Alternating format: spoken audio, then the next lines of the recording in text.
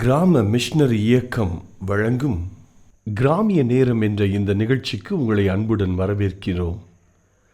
கிராம மிஷனரி இயக்கம் கடந்த 27 ஆண்டுகளாக சிறுவர் மற்றும் வாலிபர் மத்தியில் ஊழியம் செய்து வருகிறது. 800க்கும் மேற்பட்ட மிஷனரிகளோடு தமிழ்நாட்டில் உள்ள 38 மாவட்டங்கள் உட்பட ஆந்திரா, ஒடிசா, கர்நாடகா, சத்தீஸ்கர், ஜார்க்கண்ட் மற்றும் மத்திய பிரதேசம் ஆகிய மாநிலங்களிலும் நற்செய்தி பணியை செய்து வருகிறது. எமது இலக்கு 1,00,000 கிராமங்கள், 7,000 மிஷனரிகள், ஒவ்வொரு மாநிலத்திலும் 500 மிஷனரிகள்.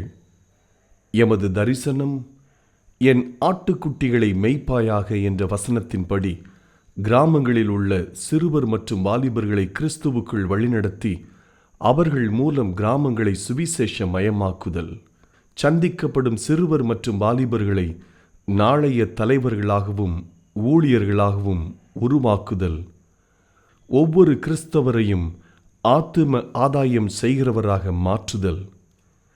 இப்பொழுதும் எமது நிகழ்ச்சிகளை ஜெபத்துடன் பார்த்து பயனடையுங்கள். செயல்படும் கிறிஸ்தவர்களாக தேவனுக்கு உங்களை அர்ப்பணிப்பது உறுதி. ஹலோ நேயர்களே, உங்ககிட்ட ஒரு நிமிஷம் பேசலாமா? ஒரு நாள் ஒரு தீஃபை கோர்ட்டில் நிற்க வச்சுட்டு இருந்தாங்க. அதுக்கு அந்த ஜட்ஜு என்னப்பா தப்பு பண்ண அப்படின்னு கேட்குறாரு.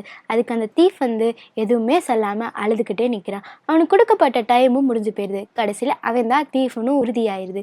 இதே மாதிரி தான் நம்மளோட வாழ்க்கையிலையும் நம்ம பிரச்சனையை சுற்றி உள்ள பிரச்சனைகளை ஏசப்பாட்ட சொல்லி அழுதுகிட்டே இருக்கோம். ஆனால் ஏசப்பா நம்மளுக்கு ஒரு பத்திரமே கொடுத்துருக்காங்க, என் நாமத்தினால நீ எதை கேட்டாலும் அதை நான் உனக்கு செய்வேன்னு. இதே மாதிரி தான் நம்ம ஏசப்பாவோட நாமத்தினால எதை கேட்டாலும் ஏசப்பா நம்மளுக்கு அதை செய்வாங்க. ஹலோ நேயர்களே, உங்ககிட்ட ஒரு நிமிஷம் பேசலாமா? ஆப்பிரிக்கா கட்டில் காலை வேளையில் ஒரு சிங்கம் நினைக்குது, இன்னைக்கு நம்ம மானோட வேமா ஓடினாதான் அந்த மானை பிடிச்சு சாப்பிட முடியும்னு நினைக்குது. அதே அந்த மான் நினைக்குது, இன்னைக்கு நம்ம சிங்கத்தோட வேமா ஓடினாதான் சிங்கத்திட்ட தப்பிக்க முடியும்னு நினைக்குது. ரெண்டுமே ஓட வேண்டியது இருக்கு. ரெண்டுமே ஓடினாதான் அதோட நாள் அன்னைக்கு முடிக்க முடியும்.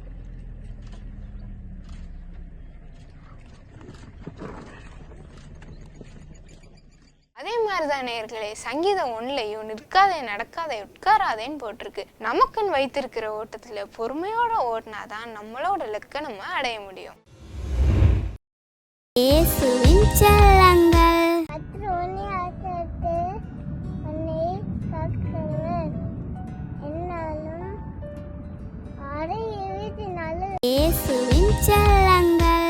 ஜாதிகளை எல்லாரும் கத்தரை துடிங்க, ஜனங்களை எல்லாரும் அவரை போற்றுங்கள், அவர் நம்மை வைத்தித்த கிருபை பெரியது, கத்தர் உண்மை என்றென்றைக்கும் உள்ளது. சங்கீதம் 117 1-2.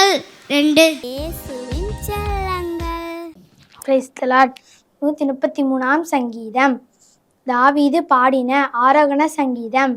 இதோ சகோதரர் ஒருமித்து வாசம் பண்ணுகிறது, எத்தனை நன்மையும் எத்தனை இன்பமும் ஆனது. அது ஆரோனுடைய சிரசின் மேல் ஊற்றப்பட்டு அவனுடைய தாடியிலே வடிகிறதும் அவனுடைய அங்கிகளின் மேல் இறங்கிறதுமான நல்ல தைலத்துக்கும் எருமோன் மேலும் சியோன் பர்வதங்கள் மேலும் இறங்கும் பனிக்கும் ஒப்பாயிருக்கிறது. அங்கே கத்தர் என்றென்றைக்கும் ஆசீர்வாதத்தையும் ஜீவனையும் கட்டளையிடுகிறார். தேங்க்யூ. சங்கீதம் 136ஆம் அதிகாரம் 19ஆம் வசனம் முதல். எமோரியரின் ராஜாவாகிய சீகோனை அளித்தவரை துதியுங்கள், அவர் கிருபை என்றும் உள்ளது. பாசானின் ராஜாவாகிய ஓகை அளித்தவரை துதியுங்கள், அவர் கிருபை என்றும் உள்ளது. அவர்கள் தேசத்தை சுதந்திரமாக தந்தவரை துதியுங்கள், அவர் கிருபை என்றும் உள்ளது. அவர்கள் அதை தம்முடைய தாசனாகிய இஸ்ரவேலுக்கு சுதந்திரமாகவே தந்தவரை துதியுங்கள், அவர் கிருபை என்றும் உள்ளது. நம்முடைய தாழ்வில் நன்மை நினைத்தவரை துதியுங்கள், அவர் கிருபை என்றும் உள்ளது. நம்முடைய சத்துருக்களின் கையில் இருந்து நம்மை விடுதலை பண்ணினவரை துதியுங்கள், அவர் கிருபை என்றும் உள்ளது. மாம்ச தேகமுள்ள யாவுக்கும் ஆகாரம் கொடுக்கிறவரை துதியுங்கள், அவர் கிருபை என்றும் உள்ளது. பரலோகத்தின் தேவனை துதியுங்கள், அவர் கிருபை என்றும் உள்ளது. வெளியே அப்படி ரிலாக்ஸா போயிட்டு வந்திருப்பாங்களா? இன்னைக்கு எல்லாம் மோசஸ்கள் ஏன் தெரியுமா உருவாகல? நிறைய பெற்றோர்கள் அவங்க ரிலாக்ஸா இருக்க ஊர் சுத்ததான் நினைக்கிறாங்க. தன் பிள்ளைகளோட நேரம் செலவழிக்கிற பெற்றோர்களே இன்னைக்கு கம்மி. அவன் ரொம்ப தொந்தரவு பண்றானா, இந்தரா ஒரு செல்போனை விடுறா, நீ ஓட்டுக்கு இதை பார்த்துக்கிட்டுறான்னு சொல்லி அவங்ககிட்ட அந்த பிள்ளைகிட்ட செல்போனை கொடுத்துட்டு இவங்க இயேசு கிறிஸ்துவின் இனிய நாமத்தினாலே கிராம மிஷனரி இயக்க குடும்பத்தின் சார்பாக உங்கள் ஒவ்வொருவருக்கும் அன்பின் வாழ்த்துக்கள். அல்லேலூயா. நீங்கள் நல்லா இருக்கீங்களா? சந்தோஷமாக இருக்கீங்களா? ஆண்டவர் நம்ம கூட தான் இருக்கிறார். அல்லேலூயா. நீங்கள் நிறைய காரியத்தில் இனி அவ்வளோதான் முடிஞ்சு போகுதுன்னு நினைக்கிறீங்களா? ஏசப்பா கூட இருந்தால் ஒரு முடிவும் கிடையாது. அல்லேலூயா. அவ்வளோதான், நான் செத்து போயிடுவேன், முடிவு வந்துருச்சுங்கிறீங்களா? இல்லைங்க, ஆண்டவர் உங்களுக்கு ஜீவனை கொடுப்பார். கடன் பிரச்சனையில் நான் முங்கிட்டு இனி அவ்வளோதான் நினைக்கிறீங்களா? முடிஞ்சிச்சுன்னு நினைக்கிறீங்களா? இல்லைங்க, ஆண்டவர் ஒரு துறவை காண்பித்தது போல் ஒரு வழியை உண்டாக்குவார், ஒரு வழியை காண்பிப்பார். உங்கள் கடனை அடைச்சி நீங்கள் அநேகருக்கு கடன் கொடுக்குறவங்களா ஆண்டவர் உங்களை மாற்றுவார். அல்லேலூயா. லாசரு மரித்து 4 நாளாச்சு, நாரி போயிருச்சுன்றாங்க, அவ்வளோதான் முடிஞ்சிச்சுங்கிறாங்க. ஆண்டவர் வார்த்தை, நீ விசுவாசித்தால், நீ நம்புனேனா, இயேசுவை விசுவாசித்தேனா தேவ மகிமையை காண்பாய், ஒரு சந்தோஷத்தை, அற்புதத்தை கட்டாயம் காண்பீர்கள். அல்லேலூயா. நான் சொல்கிறேங்க, கிறிஸ்தவ வாழ்க்கைங்கிறது ரொம்ப சந்தோஷமான ஒரு வாழ்க்கைங்க, ருசித்து பார்க்குற ஒரு வாழ்க்கை. ஆண்டவர் இன்னும் மகிமையான காரியங்களை கட்டாயமாக செய்வார். நிறைய பேர் சலிச்சு போயிடுவாங்க. போதும் கர்த்தாவே, எலியாவை போல சொல்லுவாங்க, நான் ஜெபிச்சது போதும், கொடுத்தது போதும், ஊழியம் செய்துட்டு போதும்னு நினைப்பாங்க. அவ்வளோதான், என் வாழ்க்கை முடிஞ்சிச்சுன்னு எலியா நினைக்கிறான். ஆண்டவர் அவனை பார்த்து தான் சொல்கிறாரு, இல்லைப்பா, நீ செல்ல வேண்டிய தூரம் வெகு தூரம் இருக்குது, இன்னும் நிறைய ஊழியம் இருக்குது வாங்குறார். அன்பு தேவனுடைய பிள்ளைகளை இன்றைக்கு அப்படித்தான் உங்களை அழைக்கிறார். செல்ல வேண்டிய தூரம் வெகு தூரம், நான் செய்ய வேண்டிய ஊழியங்கள் பெரிய ஊழியம் இருக்குது. இன்னைக்கு ஆண்டவர்கிட்ட ஒப்பு கொடுங்க, எலியாவை போல ஒப்பு கொடுங்க. ஆண்டவர் மகிமையான காரியத்தை செய்வார். இயேசு உயிரோடு இருக்கிற அவருடைய வார்த்தைகள் உயிருள்ள வார்த்தைகளாக இருக்கிறது. கட்டாயம் அற்புதங்களை செய்வார். எனக்காக, ஊழியத்திற்காக நீங்கள் ஜெபிக்கும்படி அன்பாய் வேண்டுகிறேன். என் ஊழியத்தில் இருக்கிற மிஸ்டரிகளுக்காக ஜெபியுங்கள். இதற்குரிய மாதந்தோறும் தேவையான லட்சக்கணக்கான பண தேவைகளுக்காக ஜெபியுங்கள். தன்னால் இயன்ற மாதந்தோறும் ஒவ்வொருடைய குடும்பத்தில் இருக்கிற ஒவ்வொருடைய பேரில் ஒரு 1000 ரூபாய் கொடுக்குறவங்க எழுப்புனா போதுங்க. அதுக்கு நான் சொல்லுவேன், எழுப்புதல் விரும்பும் பங்காளர். நீ எழுப்புதல் விரும்புகிறீங்களா? ஒன்றும் இல்லை, உங்கள் சார்பாக பங்காளராக இணைங்க. மாதந்தோறும் ஒரு 1000 ரூபாய் கொடுத்த போதும். நீங்கள் மொத்தமாகவோ இல்லது மாதந்தோறுமோ அனுப்பி வைக்கலாம். இல்லை உங்கள் வீட்டில் இருக்கிற ஒவ்வொருடைய பேர்களையும் ஒரு மாதந்தோறும் ஒரு 1000 ரூபாய் அனுப்பி பாருங்க. ஆண்டவர் கட்டாயம் உங்களை ஆசீர்வதிப்பார். இந்த ஊழியங்கிறதுங்க நல்ல நிலங்க. அல்லேலூயா. நல்ல நிலத்தில் ஒரு விதை விதைச்சிங்கன்னா கட்டாயம் அதை ஆண்டவர் விளைய செய்வார்ல. நாங்கள் உங்கள் காணிக்கையை வாங்கி நாங்கள் என்ன செய்கிறோம்? போகிறோம், கிராமங்களுக்கு போகிறோம். இயேசு அறியாத எல்லாருக்கும் இயேசு அறிமுகப்படுத்துகிறோம். தசகாட்டியாக இருக்கும், இயேசு உங்களை நேசிக்கிறான்னு சொல்கிறோம். அல்லேலூயா. ஆண்டவருடைய விருப்பமே என்ன தெரியுமாங்க? உலகமெங்கிலும் போய் சுவிசேஷத்தை பிரசங்கியுங்கள். அதுதான் ஆண்டவருடைய விருப்பம். அதை நாங்கள் செய்கிறோம். உங்கள் காணிக்கை வச்சு ஆண்டவர், அதனால் ஆண்டவர் கட்டாயம் உங்களை ஆசீர்வதிப்பார். உங்கள் காணிக்கையாக விதையை 100 மடங்கு உங்களுக்கு திரும்பி கொடுப்பார், விளைய செய்வார். அல்லேலூயா. இப்போ நாங்கள் வைக்கிற பெரிய முகாமிற்காக, ஆகஸ்ட் 15 வாலிபர் முகாமிற்காக ஜெபியுங்கள். 1 லட்சம் வாலிபர்கள் பங்கு பெற வேண்டும். அவர்கள் ஆண்டவர் ரட்சிக்க வேண்டும், பாவத்திலிருந்து அவங்களை விடுதலையாக்க வேண்டும், அவங்களை அபிஷேகம் பண்ண வேண்டும். நாளைய தலைவர்களாக, ஊழியக்காரிகளாக, சபையின் தூண்களாக அவர் அந்த வாலிபர்களை ஆண்டவர் மாற்ற வேண்டும் என்பதற்காக நீங்கள் ஜெபியுங்கள். இதில் செய்தி கொடுக்கிற அருமையான நம்முடைய தகப்பன் மோகன் சி லாசரஸ் அண்ணனை எலியாவின் அபிஷேகத்தினால், எலிசாவின் அபிஷேகத்தை நிறைத்து ஆண்டவர் வல்லமையாக எடுத்து பயன்படுத்தும்படி நீங்கள் ஜெபியுங்கள். சுமார் 3000 கிராமங்களில் நம்முடைய மிஷனரிகள் ஊழியம் செய்கிறார்கள். நம்முடைய ஊழியத்திலிருந்து ஒவ்வொரு கிராமத்திலையும் அந்த கிராமத்திலிருந்து வாலிபர்கள் இதில் பங்கு பெறும் என்று விரும்புகிறார்கள். ஒரு கிராமத்தில் ஒருத்தர் வருவான், இல்லை 2 பேர் வருவான், இல்லை 3 பேர் வருவான், இல்லை 5 பேர் 10 பேர் வருவான். அவங்களெல்லாம் அழைச்சிட்டு வர்றதுக்கு வேன்கள், பஸ்கள் ஒழுங்கு செய்கிறோம். அதற்காக ஜெபியுங்கள். அதற்குரிய தேவைகள் சந்திக்கப்படும்படி ஜெபியுங்க. ஒரு கிராமத்திலிருந்து ஒரு வாலிபனை அழைச்சிட்டு வர்றதுக்கு ஒரு வேனுக்கு ஒரு 10,000 ரூபா, குறைஞ்சது 10,000 15,000 ரூபா செலவாகும். நீங்கள் உங்கள் குடும்பத்தின் சார்பாக ஒரு கிராமத்தில் உள்ளவர்கள் இந்த முகாமில் பங்கு பெறுவதற்கு, ஒரு 20 வாலிபர்கள் இந்த முகாமில் ஒரு வேனில் மூலியமாக பங்கு பெறுவதற்கு ஜெபியுங்கள். உங்களால் ஆன என்ற காணிக்கை 10,000 ரூபா நீங்கள் கொடுத்து உதவலாம். அல்லேலூயா. இந்த முகாமிற்காக உங்களுடைய பங்களிப்புகள் தேவை ஐயா. அல்லேலூயா. பெற்றோர்கள் நீங்கள் உங்கள் வாலிப பிள்ளைகளை இங்கே அழைச்சிட்டு வாங்க. நீங்கள் இந்த முகாமிற்காக ஜெபியுங்கள். நீங்கள் பின்பாக கிரவுண்டில் உட்கார்ந்து முன்னாடி இந்த முகாமில் பங்கு வருகிற எல்லா வாலிபர்களுக்காக உங்கள் பிள்ளைகளை நினச்சி இவங்களை எல்லாம் மாற்றுங்க ஆண்டவரே, இவங்க நாளை பிளஸ்ஸடு வாலிபர்களாக மாற்றுங்க ஆண்டவரே அப்படின்னு சொல்லி நீங்கள் ஜெபிக்கணும். உங்கள் ஜெபம் தேவை. பிரயாண பாதுகாப்புக்காக ஜெபிக்கணும். முகாமுடைய எல்லா தேவைகளுக்காக ஜெபிக்கணும். இந்த முகாமிற்காக ஜெபியுங்கள். இந்த முகாமிற்கு பின்பாக 25,000 கிராமங்களில் சுவிசேஷம் அறிவிக்கணும் கிறிஸ்மஸ்க்கு உள்ளாகன்னு சொல்லி பெரிய திட்டம் வச்சிருக்கிறோம். அந்த பெரிய திட்டம் நிறைவேறும்படியே நீங்கள் ஜெபியுங்கள். உங்கள் ஜெபத்தை கேட்டு ஆண்டவர் பெரிய காரியங்களை கட்டாயம் செய்வார். அல்லேலூயா, ஆமென். பாருங்கள், இன்றைக்கு உங்களோடு கூட பேசும்படி ஆண்டுடைய சமூகத்தில் நான் ஜெபித்த போது ஆண்டவர் மோசையை எனக்கு காண்பித்தார். என்னை கேட்டாங்க, மோசஸ்ங்கிறது பெரிய ஹீரோங்க. ஆமென். என்ன ஒரு ஆண்டவர்! ஒரே ஒரு மோசஸை ஆண்டவர் உருவாக்கி லட்சக்கணக்கான ஜனங்களை ஆண்டவர் எகிப்தின் அடிமைத்திலிருந்து விடுவிக்கிறார். 1 = லட்சங்கள். எப்பவுமே ஆண்டவருடைய மேக்ஸ், ஜீசஸ் மேக்ஸ்ன்னு பார்ப்பேன். அவருடைய மேக்ஸே நமக்கு ஒன்றும் புரியாதுங்க. இப்போ ஒரு சின்ன பையன் கையில் 5 அப்பம் 2 மீன் இருக்குது. 5 + 2 7 தான். 7 பேர் ஒருத்தன் சாப்பிட்றதுக்காக தான் அவங்க அம்மா கொடுத்து விட்டுருக்குறாங்க. சரி, அந்த 7 பேரை கூடுனது எவ்வளோ பேருக்கு சாப்பிட்லாம்? ஆளுக்கு ஒன்று கொடுத்தாலே 7 எண்ணெய் இருக்குல்ல, அப்போ 7 பேர் சாப்பிட்லாம். ஏதோ காவை இருக்கா சாப்பிட்லான்னு வச்சுக்கோங்களேன். ஆனால் ஆண்டவருடைய மேக்ஸ் என்ன தெரியுமாங்க? 5 + 2 7 கிடையாது. 5 + 2 5000 புருஷர்கள், ஆயிரங்கள். பார்த்தீங்களா? இப்போ இன்னொன்று உங்களுக்கு மேக்ஸ் சொல்லித்தரேன். ஒருவன் 1000 பேரை துரத்தலாமா, ஆனால் 2 பேர் 2000 தானே துரத்தணும். 16,000 பேர் துரத்துவார்கள். அல்லேலூயா. ஆண்டவர் பாருங்க, அவருடைய கணக்கே வேறங்க, கணக்கே வேற. அன்பு, இந்த செய்தி கேட்கிற அன்பு சகோதர சகோதரிகளை, ஒரு மோசஸ் தான் லட்சக்கணக்கான ஜனங்களை விடுவிச்சிடுறாரு. எனக்கு ஆண்டவர் உங்கள்கிட்ட பேச சொன்ன செய்தி என்ன தெரியுமா? இந்த மோசஸ் போலதான் உங்களே அழைச்சிருக்கிறார், என்னையும் அழைச்சிருக்க. இக்கால மோசஸ் யாருங்க? இனிமேவா பிறக்க போறா? இல்லைங்க, நீங்களும் நானும் தான். அல்லேலூயா. இந்த மோசஸை உருவாக்குவதற்கு என்னெல்லாம் ஆண்டவர் செய்கிறாரோ அதே போலதான் என்னையும் உருவாக்குறதுக்கு ஆண்டவர் ஏற்கனவே அற்புதம் செஞ்சு முடிச்சிட்டாரு.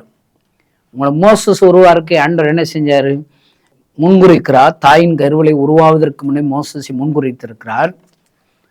அவனை பிறக்கும் போதே அவனை கொன்றணும், அவன் செத்து போயிடணும். அவனை தப்புவிப்பதற்காக மருத்துவச்சிகளை ஆண்டவர் பயன்படுத்துகிறார். தேவனுக்கு பயப்படுகிற மருத்துவச்சிகளை ஆண்டவர் பயன்படுத்துகிறார். அல்லேலூயா. பாருங்க, அதுல நீங்க 1 அதிகாரம் 20வது 21வது வசனம் வாசித்து பார்த்தீங்கன்னா, அந்த மருத்துவச்சிகள் தேவனுக்கு பயந்ததினால் ஆண் குழந்தை பிறந்தா வெட்டி கொன்னுறணும், ஆனா தப்பு வைக்கிறாங்க, மோசஸை தப்பு வைக்கிறாங்க.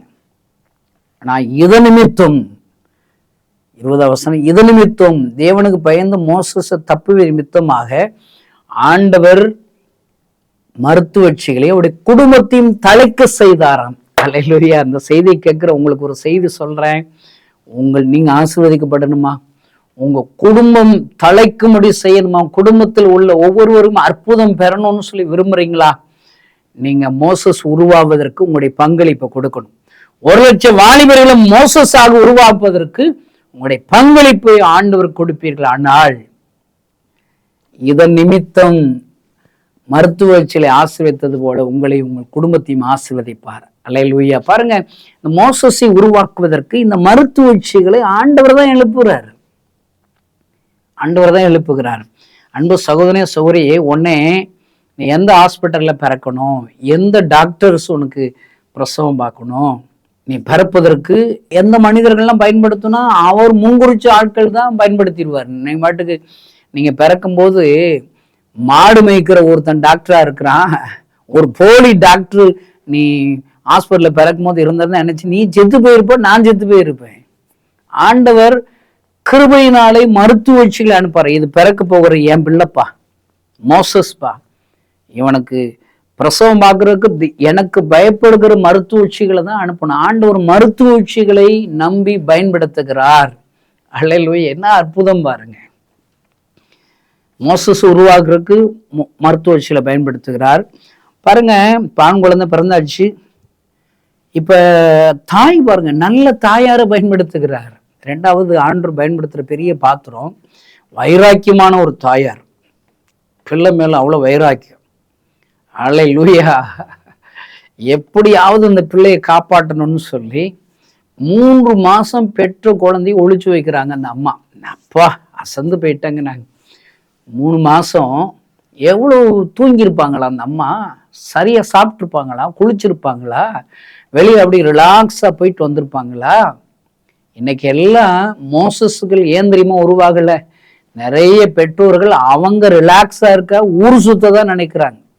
தன் பிள்ளைகளோட நேரம் செலவழிக்கிற பெற்றோர்களே இன்னைக்கு கம்மி. அவன் ரொம்ப தொந்தரவு பண்றானா, இந்தரா ஒரு செல்போனை விடுறா, நீ ஓட்டுக்கு இதை பார்த்துக்கிட்டுறான்னு சொல்லி அவங்ககிட்ட அந்த பிள்ளைகிட்ட செல்போனை கொடுத்துட்டு இவங்க எல்லாம் ரிலாக்ஸா ஜாலியா இருக்கிறாங்க. இல்லைங்க பெற்றோர்களை, என்னை பேர் எப்படி மோசஸா உன் பிள்ளை உருவாவான்? இந்த அம்மா பாருங்க, பேசாம இன்னைக்கு ஒரு பெரிய ஒரு எழுப்பு தேவை. கோடிக்கணக்கான இந்திய தேசத்தில் உள்ள ஜனங்கள் அடிமைத்தனத்துல இருக்கிறான். நான் என்ன நினைக்கிறேன்னா, ஆண்டவரே இன்னைக்கு நிறைய மோசஸ், ஒரு மோசஸ் இந்தியாவுக்கு பத்தாது ஆண்டவரே, தமிழ்நாட்டுக்கு பத்தாது, உலகத்திற்கு பத்தாது. நிறைய மோசஸ்கள் தேவை. அதனால அந்த மோசஸுடைய அம்மா அவங்களையும் கொஞ்சம் அனுப்பி வைங்க, மறுபடியும் இன்னொருக்கு அனுப்பி வைங்க. அந்த அம்மாவை போல நிறைய அம்மாமார்களை எழுப்புனாதான் இன்னைக்கு எழுப்புதலே வரும். இன்னைக்கு மோசஸ்கள் உருவாக்கப்பட முடியல. அல்லேலூயா, நீங்க நல்ல பைபிள் வச்சீங்க, நல்ல அம்மா இருந்தாதாங்க மோசஸ் உருவாங்க. இந்த செய்தி கேட்கிற அருமையான பெற்றோர்களே, நீங்க நல்ல அம்மாவா கெட்ட அம்மாவா? பிள்ளைகளுக்காக பேர் சொல்லி ஜெபிக்காத அம்மாமார்கள் வேஸ்ட்டுங்க. உங்க பிள்ளைகளுக்காக வாரத்துல ஒரு நாளாவது உபவாசம் இருந்து ஜெபிக்கிற அம்மாமார்கள் தேவை. இந்த அம்மா என்ன கேட்டா 3 மாசம் உபவாசம் தான் இருந்திருப்பாங்க. சரியா சாப்பிட்டுருக்க மாட்டாங்களேங்க, சரியா சாப்பிட்டுருக்க மாட்டாங்களே. இன்னைக்கு தன் பிள்ளைக்காக மெனக்கெடுகிற அம்மாக்களே இல்லை. இந்த அம்மாவை பார்த்து நான் தலை வணங்குறேங்க. 3 மாசம் என்ன ஹார்ட் ஒர்க் பாருங்க. பைபிள்ல இருக்கிற அம்மாக்கள் பார்த்தீங்கன்னா, கானானிய ஸ்திரீன்னு ஒரு அம்மா இருக்கிறாங்க. அந்த அம்மா இயேசுனார்கிட்ட தான் பிள்ளை பிசாசு பிடிச்ச தன்னுடைய மகளை அழைச்சிட்டு வர்றாங்க பாருங்க. இன்னைக்கு நிறைய பேர்கிட்ட உங்க பிள்ளைகள் இந்த வாலிபர் முகாம்ல ஆகஸ்ட் 15ஆம் தேதி முகாம் வைக்கிறோம், அந்த முகாமுக்கு உன் பிள்ளை அழைச்சிட்டு வானா. இல்லை பிரதர், ரொம்ப தூரமா இருக்குது பிரதர். நான் உடனே கேட்குறேன், உன் பிள்ளைக்கு திருச்சியில கலெக்டிவ் வேலை கிடைச்சிருக்குது, இல்லை ரொம்ப தூரமா இருக்கு, அந்த கலெக்டிவ் வேலைன்னு வேண்டாம்னு சொல்லிடுவியா? கணேசன், நான் காஷ்மீர்ல கலெக்டர் வேலை கிடைச்சாலும் போறேன் தம்பி, அதெல்லாம் ஏசப்பா பார்த்துக்கிறோன்னு அங்க வேற மாதிரி பேசுவோம். இப்போ வாலிபர் முகாம் வைக்கிறோம், உன் பிள்ளையை கூட்டு வா, உனக்கு தெரிஞ்ச அந்த தெருவில் இருக்கிற பிள்ளைகள், உன் உறவுக்கார வாலிப பிள்ளைகள் கூட்டுவானா ஆகும்னா எவ்வளவு சாக்கு போக்கு சொல்றான். இன்னும் நிறைய பேர் பாருங்களேன், நல்ல அம்மாமார்கள் இல்லைங்க. அந்த காணாங்கசரி அம்மா பாருங்க, தான் பிள்ளை சுகவீனமா இருக்கிற பிசாசு பிடிச்சிருக்குது, எப்படியாவது தன் பிள்ளைய இயேசுநாட்டை கொண்டு போய் ஒரு விடுதலையை வாங்கிட்டு வரணும்னு அந்த அம்மா வந்துடுறாங்க. அந்த அம்மா எவ்வளவு போராடுறாங்க தெரியுமா? ஆண்டவர் மௌனமா இருக்கிற இயேசுனார் அமைதியா இருக்கிறார். இன்னும் நான் உனக்கு அற்புதம் செய்ய முடியாதுன்னு சொல்றாரு. நம்ம விடல, விடாப்பிடியாக ஆண்டவரோடு கூட போராடி தன் பிள்ளைக்கு அற்புதத்தை வாங்கி கொடுக்கிறார். இந்த செய்தி கேட்கிற அருமை நண்பர்களே, நீங்க நல்ல ஒரு தாயாராக மாறுவீர்கள். ஆனால் எத்தனையோ ஆயிரக்கணக்கான லட்சக்கணக்கான பிசாசனுடைய உள்ள வாலிபர்கள் இன்றைக்கு ஆண்டவரை அறிந்து கொள்வார்கள். மோசஸ்கள் உருவாக்கப்படுவார்கள், மோசஸ்கள் உருவாக்கப்படுவார்கள். அல்லேலூயா. அந்த தாயாரை போன்று அநேக தாயார் எழும்ப வேண்டும். இன்னைக்கு இருக்கிற நிறைய தாயார்கள்னா, அந்த ஈசாக்கு ரெபேக்காள் தம்பதியை பார்த்தீங்களா, அந்த ரெபேக்காள் மாதிரியே இருக்காங்க. இன்னும் பாருங்க, குடும்பத்துல அப்பாவுக்கு மூத்த பையனை பிடிக்குது, அம்மாவுக்கு இளைய பையனை பிடிக்குது. இது என்னங்க குடும்பம்? இது குடும்பமா சைத்தானான்னு தெரியல. எல்லாரையும் பட்சபாதம் இல்லாம நேசிக்கணுங்க, எல்லா பிள்ளைகளையும் சரிசமா நேசிக்கணும். உங்கள் ஒவ்வொரு பிள்ளைகளுக்கும் சரிசமமாக எல்லா காரியத்தையும் பகிர்ந்து கொடுக்கணும். அல்லேலூயா. என்கிட்ட வர்ற ஃபோன் கால்லாம் பார்த்தீங்கன்னா, பிரதர் எங்கள் வீட்டில் நாங்கள் 2 பிள்ளைகள், ஆனால் எனக்கு வர வேண்டிய சொத்துக்கள் எல்லாம் இளையவனுக்கு கொடுத்துட்டாங்க பிரதர். எனக்கு ஒன்றுமே கன்சிடரே பண்ண மாட்றாங்க, ஏஸ்டன் தான் சொல்கிறாங்க. நான் அதனால் ட்ரக் அடிக்ட் ஆகிட்டேன், சாராயம் குடிக்க ஆரம்பிச்சிட்டேன். எவ்வளோ பரிதாபம் என்று பாருங்கள். பெற்றோர்களுடைய பட்சபாதங்கள் பிள்ளைகளை பாதிக்கும் ஐயா. பாருங்க, அந்த அம்மா பாருங்க, தான் பிள்ளைக்கு நடிக்க சொல்லி கொடுக்குறாங்க. என்னத்த சொல்ல, மூத்த அண்ணன் போலே நடிச்சுட்டு போய் அந்த ஆசீர்வாதத்தை உங்க அப்பாட்ட வாங்கிட்டு வாடான்னு சொல்றாங்க. நல்லா ஞாபகம் வச்சுக்கோங்க பெற்றோர்களே, இது ஒரு பெரிய ஒரு ஆப்பர்ச்சுனிட்டி. உங்க பிள்ளைகளுக்கு நீங்க மெனக்கடணும், நேரம் கொடுக்கணும். உங்கள் பிள்ளைகள் சத்தியத்தை கற்றுக்கொள்வதற்கு நீங்க உங்க பிள்ளைகளுக்கு பயிற்றுவிக்கணும். உங்க பிள்ளைகளுக்கு அற்புதத்தை வாங்கி தருகிற ஒரு வாய்க்காலாக இருக்க வேண்டும் ஐயா, வாய்க்காலாக இருக்க வேண்டும். பாருங்க, இந்த மோசஸுடைய அம்மா கிரேட்ங்க. 3 மாதம் அந்த பிள்ளையை ஒழிச்சு வைக்கிறாங்க. நல்ல அம்மாவை கொடுக்கிறார் இந்த மோசஸை உருவாக்குவதற்கு. இந்த செய்தி கேட்கிற சகோதர சகோதரி, உனக்கு உதவி செய்வதற்கு, உன்னை பிறக்கும் போது உனக்கு உயிரை கொடுப்பதற்கு, உன் ஜீவன் காப்பாற்றப்படுவதற்கு நல்ல டாக்டர்களை பயன்படுத்தினார், மருத்துவச்சிகளை பயன்படுத்தினார் ஆண்டவர். அடுத்து மோசஸ் போல உன்னை வளர்ப்பதற்கு நல்ல பெற்றோரை ஆண்டவர் கொடுத்திருக்கிற. அந்த செய்தி கேட்கிற நீங்க அந்த செய்தி கேட்டு முடிச்ச உடனே ஒவ்வொருத்தரும் உங்க அம்மாவை ஃபோன் பண்ணுங்க. உங்க அம்மாவிட்ட, அம்மா என்னை நீங்க நல்லா வளர்த்து நல்ல வாழ்க்கையில ஒரு அரண்மனை வாழ்க்கையை வாழ்வதற்கு நீங்க தான் உதவி செஞ்சிருக்கீங்க. உங்க அம்மா ஐ லவ் யூன்னு சொல்லுங்க, அம்மாவுக்கு தேங்க்ஸ் பண்ணுங்க, இதை செய்யுங்க. நீங்க யாராவதுங்க நன்றி சொல்லணுங்க. அம்மா ஐ லவ் யூ, நீ எவ்வளவு எனக்கு பிளஸ்ஸிங்காக என்னை வளர்த்து கொடுத்துருக்க, எல்லாத்துக்கும் உங்களை உங்களை பயன்படுத்தி இருக்கிறாரு, எனக்கா இவ்வளோ நேரம் எடுத்திருக்கீங்க, மெனக்கட்டுறீங்களா, உங்கள் அம்மாட்ட அப்பாட்ட ஒரு தேங்க்ஸ் சொல்லுங்க, தேங்க்ஸ் சொல்லுங்க. பாருங்கள், அடுத்த ஆண்டவர் மோசஸை உருவாக்குவதற்கு பயன்படுத்தின பாத்திரங்கள்ல தமக்கை அப்படின்னு இருக்குது 7ஆம் வசனத்தில். அப்பொழுது அதன் தமக்கை பார்வன் குமாரத்தை நோக்கி, அவங்க நைஸா அப்படி பேசுறாங்க. இந்த தமக்கை அவங்க அந்த குழந்தைய அவங்க அம்மா விட்டுட்டாங்க, 3 மாசத்துக்கு மேல ஒளிச்சு வைக்க முடியலன்னு நதியில விட்டுட்டாங்க. அது என்ன நடக்குதுன்னு அப்படி பார்த்துக்கிட்டே இருக்கும்போது அந்த நேரத்துல ஆண்டவர் பார்வோன் அந்த ராஜாத்தை அனுப்பி வைக்கிறார். பாருங்க, உங்களை உருவாக்குறதுக்கு, உங்களை உருப்பட வைக்கிறதுக்கு, மோசஸை உருப்பட வைக்கிறதுக்கு, இவன் தன் நதியில போற நேரத்துல ஒரு அம்மா அந்த ராஜ அரண்மனையிலிருந்து குளிக்க வர. என்னை கேட்டா அரண்மனையிலேயே அந்த அம்மா குளிச்சிருக்கலாம். ஏன் இப்படி நதியில குளிக்கணும் ஒரு எண்ணங்களை ஆசைகளை கொடுத்து வர வைக்கிறாங்க. கரெக்டா இந்த அம்மா குளிக்க வரும்போது அந்த ஆண் குழந்தை மோசஸ் குழந்தையா இருக்கும்போது அந்த சின்ன போட் வருது பாருங்க. இதாங்க ஆண்டவர். அருமை இந்த செய்தியை கேட்கிற நண்பர்களே, என் ஆண்டவர் உனக்கு அற்புதம் செய்யும்படி திட்டமிட்டார். நீ இப்ப பாக்குறியே ஒரு ஆசீர்வாதமான வேலை, அது ஓம் பிளான்ல வந்தது கிடையாது, ஏசப்ப பிளான்ல தான் வந்தது. அல்லேலூயா. அநேகருடைய கண்களை தயவெடுக்க செய்து உனக்கு அந்த வேலையை வாய்க்க செய்தார், அந்த பிசினஸை வாய்க்க செய்தார். ஒருவேளை வெளிநாட்டுல இருக்கீங்களா, அந்த வெளிநாட்டு வாய்ப்புகள் எப்படி வந்தது? ஆண்டவர் அதை வாய்க்க செய்தார், வாய்க்க செய்தார். அநேகருடைய கண்களை தயவெடுக்க செய்தார். மோசஸை உருவாக்குவதற்கு மருத்துவச்சிகளை பயன்படுத்துகிறார், நல்ல தாயை பயன்படுத்துகிறார், அடுத்த ராஜ குமாரத்தில் அதிகாரிகளை பயன்படுத்துகிறார். அல்லேலூயா. அருமையான தேவனுடைய பிள்ளைகளே, அரண்மனையில போய் வாழ்றான். என்ன அடிக்கடி ஒரு யோசனை, கட்டாத வீட்டில் குடியிருப்பீர்களாம். இப்ப மோசஸ்னா இவன் வாழ்ற வீடு, வளர்ந்த அந்த அரண்மனை இவன் கட்டினதாங்க. அன்பு சகோதர சகோதரி, ஆண்டவர் சொல்றாரு, உன்னையும் மோசஸ் போலதான் ஆண்டவர் முன்குறிச்சிருக்கிறார். ஏன்னா மோசஸ் மூலியமா லட்சக்கணக்கான ஜனங்களை ரட்சிக்கணும் திட்டம் வச்சது போல என்னை கொண்டு உங்களை கொண்டு ஒரு பெரிய திட்டம் வச்சிருக்கிறாரு. அந்த திட்டத்தை நிறைவேற்றுவதற்காகத்தான் ஆண்டவர் அநேகரை எழுப்புகிறார். நல்ல அம்மாவை எழுப்புகிறார், மருத்துவச்சிகளை எழுப்புகிறார். வீடு அரண்மனையில வளர்றாங்க. அவன் கட்டாத வீட்டில், கட்டாத அரண்மனையிலே குடியிருக்கிறான். யாரோ அந்த பார்வோன் குமாரத்தி, ராஜகுமாரத்தி கண்களை தயவெடுக்க செய்கிறார்.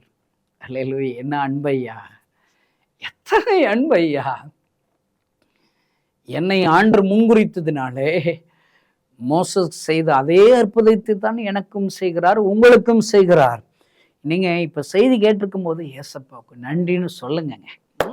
ஏசப்பா உமக்கு நன்றி ஏசப்பா, மோசஸை சாவிலிருந்து தப்பு வச்சது போல என்ன தப்பு வச்சிங்களே, நன்றி சொல்லுங்கங்க. அல்லேலூயா. மோசஸ் உருவாக்குவதற்கு மருத்துவ உச்சிகளை பயன்படுத்தினது போல என்ன உருவாக்குவதற்கு எத்தனை பேரை பயன்படுத்தி இருக்கிறீங்க, உமக்கு நன்றி ஆண்டவரேன்னு சொல்லுங்கங்க. சொல்லுங்க. பாருங்க, அடுத்து அரண்மனையில் சம்பளத்தோடு அவங்க அம்மா தாயா இருக்கிறாங்க. ஒரு இந்த பிள்ளைக்கு வளர்ப்பதற்கு ஒரு தாயை கொண்டு வந்தா மோசஸ் அம்மாவே ஆண்டவர் கொண்டு வர்றாரு. இதாங்க ஆண்டவர். நீங்க நினைத்திராது, திட்டமிடாது, ஜெபித்திராத அற்புதத்தை என் ஆண்டவர் செய்வார். அல்லேலூயா. நீங்க உங்க வாழ்க்கையில இப்ப நடக்கிற ஏதாவது நீங்க கற்பனை பண்ணி தரிசனம் வச்சு இதுதான் ஆசைப்பட்டு தான் இந்த வாழ்க்கையில வாழ்ந்துகிட்டு இருக்கீங்களா? இல்லை, நீங்க இருக்கிற வீடு அது ஆக்சிடென்டலா தான் வந்திருக்கும். ஏசப்பா திட்டமிட்டார், அதனாலதான் உங்களுக்கு அந்த வீடை கொடுத்துருக்கிறார், அரண்மனை வீடை கொடுத்துருக்கிறார். ஏசப்பா சித்தத்தின்படி தான் அவர் தான் உங்களை இயக்குகிறார். என்ன அன்புள்ள ஆண்டவர். சொந்த தாயாரே மோசஸை வளர்ப்பதற்கு ஆண்டவர் பயன்படுத்துக்கு. இதுல என்னன்னா எனக்கு ஆச்சரியமான வசனம், 9ஆம் வசனம் 2 அதிகாரம். இந்த பிள்ளை எனக்கு வளர்த்து கொடு, நான் உனக்கு சம்பளம் தருகிறேன் என்று சொல்லுகிறார். இந்த செய்தி கேட்கிற அருமையான கிறிஸ்தவ நண்பர்களே, உங்க பிள்ளைகளை ஏசப்பா எதுக்கு தெரியுமா கொடுத்திருக்கிறார்? தேவ திட்டம் நிறைவேறுவதற்கு அவர்களுடைய பங்கை அவர்கள் செலுத்த வேண்டும். அதற்கு தான் நீங்க உங்க பிள்ளைகளை நீங்க வளர்த்தெடுக்கணும். உங்க பிள்ளைகளுக்கு சொல்லணும், டேய் நீ வளர்ந்து லட்சக்கணக்கான ஜனங்களுக்கு ஏசப்பாவுக்கு நீ பிரயோஜனமா மாறணும். நீ வேலை பார்த்து ஏசப்பா ஊழியத்து கொடுக்கணும். நீ நல்ல ஜெபிக்கிறவனா இருக்கணும். நீ வேலை பார்க்குற இடத்துல லஞ்சம் வாங்கக்கூடாது. வேலை பார்க்குற இடத்துல பரிசுத்தமா இருக்கணும். ஆண்டவர் நாமம் உன் மூலியமா மகிமைப்படணும்னு சொல்லி பிள்ளைகளை நீங்க வளர்க்கறதுக்காக தான் உங்களுக்கு வேலை கொடுத்துருக்கிறார். உங்க வேலை உங்க திறமையினால வரல. உங்க திறமையை குப்பையில போட வேண்டியதான்.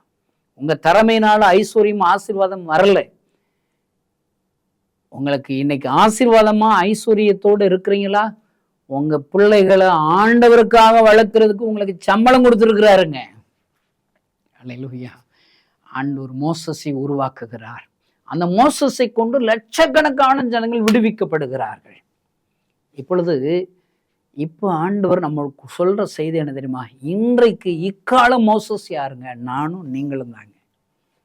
யோசிச்சு பாருங்க. மோசஸ் போலே உங்களை நம்பி உருவாக்குகிறார். நல்ல அமுல் பேபி மாதிரி நான் இருக்கிறேங்க. நீங்க அப்படித்தாங்க ஆரோக்கியமா இருக்கீங்களா? ஆனா நீங்களும் கொஞ்ச நாளைக்கு முன்னாடி செத்து போயிருக்கணும்ல. ஆண்டவர் உங்களுக்கு உயிர் கொடுத்துறாருல. நீங்க அரண்மனை வாழ்க்கையில மோசஸை வளர்க்கிறார். நான் உங்கள்கிட்ட கேட்குறேன், உங்கள்கிட்ட என்னங்க ஒரு அரண்மனை வாழ்க்கைங்கிறது என்ன தெரியுமாங்க? 3 நேரம் சாப்பிட்றதுக்கு சாப்பாடுங்க, போகிறதுக்கு மாற்று ட்ரெஸ்ஸுங்க, நான் தங்குறதுக்கு ஒரு சின்ன வீடுங்க. இது இருக்கிறவெல்லாம் அரண்மனை வாழ்க்கை வாழ்றான்னு தான் அர்த்தம். அன்பு சகோதரனே, யோசித்து பாரு, நீ அரண்மனை வாழ்க்கை தானே வாழ்ற. எதற்காக இந்த அரண்மனை வாழ்க்கை? எதற்காக இந்த மோசஸ்க்கு அரண்மனை வாழ்க்கை? லட்சங்களை விடுவிப்பதற்காக, என் ஆண்டவருடைய திட்டத்தை நிறைவேற்றுவதற்காகத்தான் இந்த மோசஸை ஆண்டவர் அற்புதமாக வளர்த்தெடுத்தார். அந்த மோசஸை ஆண்டவர் நம்பினார். நம்பிக்கைக்கு பாத்திரவானாக மோசன் தன்னுடைய வாழ்நாள் எல்லாம் என் ஆண்டவருடைய ஊழியத்தை செய்து மரித்தான். இப்ப இக்கால மோசஸாக என்னையும் உன்னையும் ஆண்டவர் நம்புகிறார். இப்போ ஆண்டவர் உன்னிடத்தில் ஒரு கேள்வி கேட்கிறார். அவருடைய நம்பிக்கைக்கு பாத்திரமாக நீங்கள் நடக்கிறீர்களா? என் ஆண்டவர் இதற்காகத்தான் நீ ஆண்டவர் ரட்சித்தார், எதற்காகத்தான் ஆண்டவர் எனக்கு ஜீவனை கொடுத்தார், இதற்காகத்தான் எனக்கு ஐஸ்வர்யத்தை கொடுத்தார், இதற்காகத்தான் அரண்மனை வாழ்க்கையை கொடுத்தார். அந்த திட்டத்தின்படி என்னை ஆண்டவர் அந்த நம்பிக்கையின்படி நான் இன்றைக்கு ஆயிரக்கணக்கான ஜனங்களுடைய ஆசீர்வாதத்திற்காக நான் உதவியாக இருக்கிறேன் என்று உங்களால் சொல்ல முடியுமா? சொல்ல முடியுமா? அல்லேலூயா. எத்தனை வேதனை ஐயா, எத்தனை வேதனை. வஸ்தி சரியில்லைங்கிறதுக்காக தான் எஸ்தர் ஆண்டவர் எழுப்பினாராம். சவுல் சரியில்லை என்பதற்காகத்தான் தாவீதை ஆண்டவர் எழுப்பினார். அன்பு நண்பர்களே, நம்மளையும் நம்புறாருல்ல. நம்ம சரியில்லைன்னா நம்ம இடத்துக்கு இன்னொருத்தரை கொண்டு வருவாராங்க. இன்னொருத்தரை கொண்டு வருவாரா? எவ்வளவு பெரிய எச்சரிப்பின் சத்தம் ஐயா! எஸ்தருக்கு சொல்லப்படுகிற எச்சரிக்கை எதுதான்? இப்படிப்பட்ட காலத்திற்கு உதவியா இருக்கும்படி ராஜமேன்மை உனக்கு கிடைத்திருக்கலாமே. நீ இந்த காலத்தில் மௌனமா இருந்தால் ரட்சிப்பு வேறொரு இடத்திலிருந்து, வேறொரு நபரிடத்திலிருந்து வரும். இன்னும் ஆண்டவர் உங்களிடத்துல பேசுகிற காரியம் என்ன தெரியுமா? உன்னை ரட்சித்ததுக்கு பதிலாக, உனக்கு வேலை கொடுத்ததுக்கு பதிலாக, உனக்கு ஐஸ்வர்யத்தை கொடுத்ததற்கு பதிலாக, உனக்கு காரு பங்களா எல்லாம் கொடுத்தது பதிலாக யாரோ ஒருவருக்கு கொடுத்திருந்தால், இன்னொரு எல்லாம் ராமன், சுப்பிரமணியன், கற்பையா, முனியாண்டி இப்படி யாருக்கோ கொடுத்திருந்தா, இன்றைக்கு நீ ஏசப்பாவுக்கு நீ என்ன செஞ்சிருக்கிற? என்ன செஞ்சிருக்கிறீங்க? உங்களால மனச்சாட்சிப்படி சொல்லுங்க. என் ஆண்டவருக்காக நான் பிரயோஜனம் பட்டிருக்கேன்னு உங்களால சொல்ல முடியுமா? குற்ற மனச்சாட்சி வருதா? இன்றைக்கு ஆண்டவர் உன்னோடு கூட பேசுகிறார். இது உனக்கு கொடுக்கிற எச்சரிப்பின் சத்தம். உன்னை ரட்சித்ததற்கு பதிலாக, உன்னை ஆசீர்வதித்ததற்கு பதிலாக, உனக்கு ஐஸ்வர்யத்தை கொடுத்ததுக்கு பதிலாக இன்னொரு நபருக்கு கொடுத்திருந்தால் அவர்கள் இன்னும் அதிகமாக கனி கொடுத்திருப்பார்களோ. எனக்கு ஆண்டவர் சத்தத்தை கேட்கும்படி உன் ஆவிக்குரிய செவிகள் திறக்கப்படுமானால் உன்னை பார்த்து ஆண்டவர் சொல்லுவாரு, சவுலை ராஜாவாக்குனது எனக்கு மனஸ்தாபமாயிருக்கிறது. டேவிட் கணேசனை ஆசீர்வதித்தது, டேவிட் கணேசனுக்கு உயிர் கொடுத்தது, டேவிட் கணேசனுக்கு ஐஸ்வர்யத்தை கொடுத்தது எனக்கு மனஸ்தாபமாயிருக்கிறது என்று சொல்லி பரிதபிப்பாரோ. எத்தனை வேதனை ஐயா, எத்தனை வேதனை! அன்பு கிறிஸ்துவ நண்பர்களே, இந்த காலத்தில் நம் உயிரோடு வைத்திருப்பது அவருக்காக, அவருடைய நாம மகிமைக்காக, அவருடைய வார்த்தைகளை சொல்லுவதற்காக, அவருடைய சாட்சிகளை அறிவிப்பதற்காகத்தான் ஆண்டவர் வைத்திருக்கிறார். அந்த ஆண்டவருக்கென்று கனி கொடுக்கும்படி இந்த நாளில் இருந்தாவது, இன்றைக்கு இருந்தாவது, இந்த செய்தியை கேட்டதில் இருந்தாவது இன்னும் அதிகமாக ஜெபிக்கும்படி ஒப்புக் கொடுப்போம். இன்னும் அதிகமாக பிரயாசப்படும்படி ஒப்புக் கொடுப்போம். இன்னும் அதிகமாக சாட்சி சொல்லும்படி ஒப்புக் கொடுப்போம். இன்னும் அதிகமாக ஆண்டவருடைய ஊழியத்துக்கென்று கொடுக்கும்படி அர்ப்பணிப்போம். இப்படிப்பட்ட உதவிக்காகத்தான், இப்படிப்பட்ட ஆண்டவருக்கு உதவி செய்ய வேண்டும் என்பதற்காகத்தான் ஆண்டவர் எனக்கு இத்தனை ஆசீர்வாதங்களை கொடுத்திருக்கிறார் என்று சொல்லி அவர் கைகளை அர்ப்பணிப்போம். ஆண்டவர் நம்மளை ஆசீர்வதிப்பார். கண்களை மூடி நாம் ஜெபிப்போம். பரலோகத்தில் இருக்கிற எங்கள் அன்பு தகப்பனை, மோசஸை உண்டாக்கினது போல, மோசஸை நம்பினது போல என்னை நம்புகிறீர். இந்த செய்தி கேட்கிற ஒவ்வொருவரையும் நம்புகிறீர். பிறந்த உடனே மோசஸ் மரித்திருக்க வேண்டும். இந்த செய்தி கேட்கிற ஒவ்வொருவரும் மரித்திருக்க வேண்டும். ஆனால் ஆண்டவர் ஜீவனை கொடுத்திருக்கிறீரே, ஜீவனை கொடுத்திருக்கிற அநேகரை பயன்படுத்தி மோசஸை ஒரு தலைவனாக வளர்த்தெடுத்தீரே, பெரிய ஒரு நோக்கத்திற்காக. ஆண்டவரே, என்னையும் இந்த செய்தி கேட்கிற ஒவ்வொருவர்கள் மீது நம்பிக்கை வைத்து பெரிய திட்டத்தோடு தான் மோசையை நம்பினது போல எங்களை நம்புகிறீரே. ஆண்டவரே, கடந்த காலங்களிலே இன்னும் அதிகமாக நாங்கள் செயல்பட்டு இருக்கலாம், ஜெபித்திருக்கலாம், கொடுத்திருக்கலாம். நாங்கள் தவறு செய்து விட்டோம். ஒரு விஷயம் மன்னிங்க ஆண்டவரே, மன்னிங்க ஆண்டவரே. இனி வருகிற நாட்கள் இன்னும் அதிகமாக ஜெபிக்க, இன்னும் அதிகமாக உமக்கு ஊழியம் செய்ய, இன்னும் அதிகமாக உமக்கு கனி கொடுக்க எங்கள் வாழ்க்கை அர்ப்பணிக்கிறோம் ஆண்டவரே. ஆண்டவரே, எங்களுக்கு பதிலாக இன்னொரு நபரை இந்த இடத்துல வைத்திருந்தால், இன்னொரு நபரை ஆசீர்வதித்திருந்தால், இன்னொரு நபருக்கு அந்த ஐஸ்வர்யத்தை கொடுத்திருந்தால் எங்களை விட பெரிய லாபம் உங்களுக்கு கொடுத்திருப்பாங்களோ. ஆண்டவரே, எங்களை மன்னிங்க ஆண்டவரே. இன்றிலிருந்தாவது உமக்கென்று பெரிய காரியங்களை செய்ய உதவிச்சிங்கப்பா. இந்த செய்தியை கேட்கிற ஒவ்வொருவரையும் ஆசீர்வதிக்கிற, அவர்கள் இப்பொழுது எடுக்கிற தீர்மானங்களை நீர் ஆசீர்வதி. இனி வருகிற நாட்களில் இன்னும் பெரிய காரியங்கள் செய்வதாக மாற்றும். இயேசுவின் நாமத்தினால் பிதாவே, ஆமென். இந்த செய்தி நிச்சயமாக உங்களை செயல்பட தூண்டிருக்கும் என விசுவாசிக்கிறோம். நீங்களும் எங்களோடு இணைந்து தேவனுக்காக ஏதாவது செய்ய விரும்புகிறீர்களா? கீழ்கண்ட எங்களது ஊழிய திட்டத்திற்காக ஜெபிக்க முன்வரலாமே.